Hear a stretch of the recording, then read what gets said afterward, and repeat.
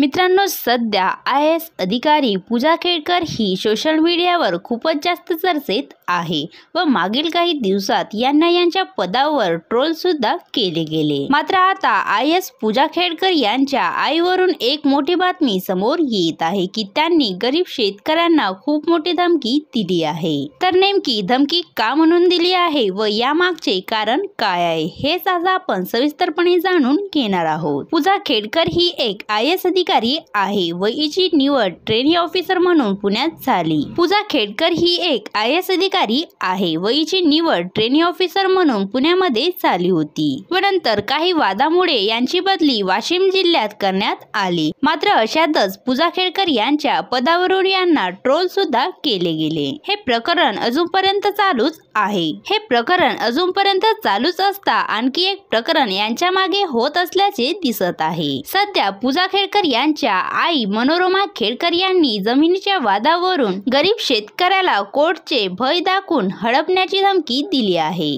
मनोरमा खेडकर ह्या पाथर्डी तालुक्यातील भालगावच्या सरपंच असून यांनी शेतकऱ्यांच्या जमिनीवरून कोर्टची धमकी देत वादावाद घातलेला आहे व यावर IAS अधिकारी पूजा खेडकर सुद्धा आपल्या आईच्याच बाजूने बोललेले दिसत आहे। तर मित्रांनो, तुम्हाला या प्रकरणावर काय वाटते हे आम्हाला कमेंट्स करून नक्की सांगा व असे आज नवीन अपडेट बघण्यासाठी आमच्या YouTube चॅनलला सबस्क्राइब नक्की करा। धन्यवाद।